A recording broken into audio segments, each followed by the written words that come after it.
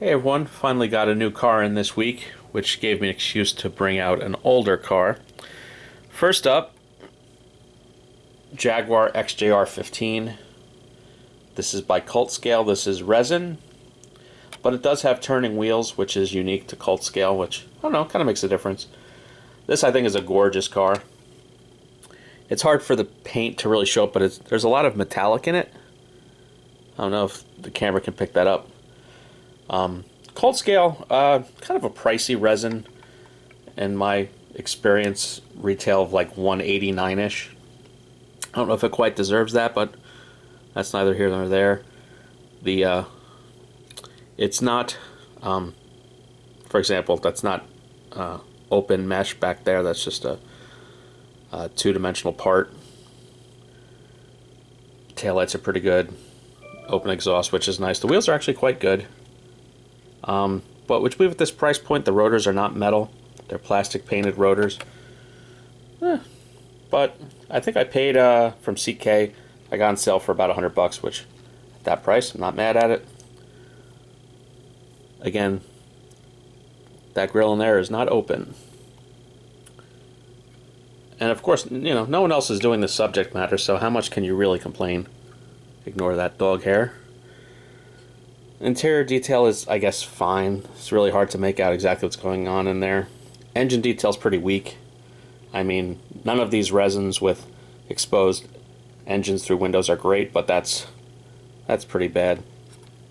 This was a later replacement. I reviewed the XJ220. This came out a couple years later. They really did not make many street cars like this. But instead of the disappointing twin-turbo V6 of the XJ220, you had a naturally aspirated V12 in this. So that was a bit of an improvement. Literally a screw just fell out of it. Gotta love that wonderful build quality.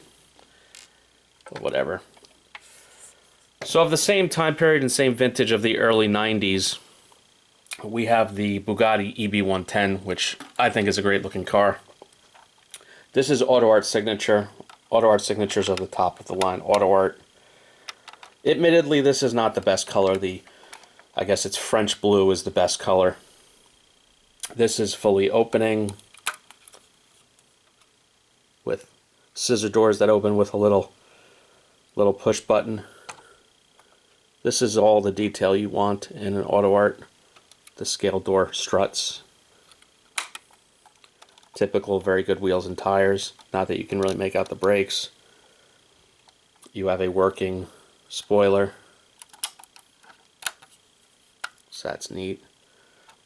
You have open mesh. Scale hinges. Now these actually had a relatively small, car number 370 by the way, these had a relatively small V12, I think about 3.5 liters, but they had 4 quad turbos, so they still made, I don't know, something like 550-ish, 553 is the number 6 in my head.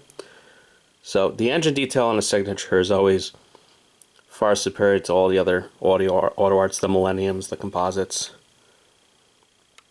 So although this isn't a great color, these retail for about $300, and I think I paid maybe $100, $120 for that, so at that price I'm not mad at it. Packaging of the Cult Scale is just the green window box. Nothing exciting. It's not numbered, which really I feel like it should be. Packaging for the Bugatti, like all the other Autoart Bugattis, you get a blue box, which is pretty classy looking. I like that. Also with the signature, you get this speckled styro insert. It's this speckled like white and gray. You get a certificate of authenticity.